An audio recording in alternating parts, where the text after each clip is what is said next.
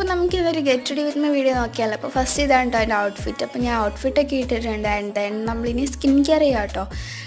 Skin കെയറിന് വേണ്ടിയിട്ട് ഞാൻ ഡോട്ട് ആൻഡ് കീയുടെ മോയ്സ്ചറൈസർ, എക്യോളജിക്കാണ് സൺസ്ക്രീൻ ആയിട്ട് ഇട്ട് കൊടുക്കുന്നത്. ഓൾറെഡി ഫേസ് വാഷ് ചെയ്തിട്ടുണ്ടായിരുന്നു.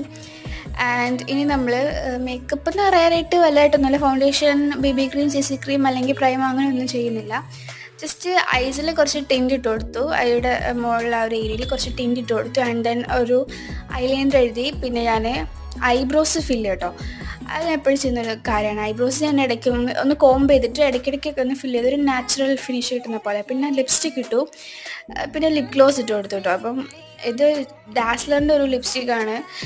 ഇതിൻ്റെ കൂടെ തന്നെ ഈ ഒരു ലിപ് ഗ്ലോസോടെ വരുമ്പോൾ നല്ലൊരു ലിപ് ലുക്കാണത്. ആൻഡ് ദെൻ ഞാൻ ഹെയർ സെറ്റ് ചെയ്യാറുണ്ട്. ഫസ്റ്റ് ഞാൻ വിചാരിച്ചു ഇങ്ങനെ ഹാഫ് പോണിറ്റെയിൽ ചെയ്യാം, കുറച്ച് ബാങ്ക്സ് ഇങ്ങനെ ഫ്രണ്ടിലേക്ക് ഇട്ടിട്ട്. പിന്നെ ഞാൻ വിചാരിച്ചു അത് ഫുൾ പോണിറ്റെയിലാക്കാം. അങ്ങനെ ഷൂസൊക്കെ ഇട്ടു. ഇതാണ്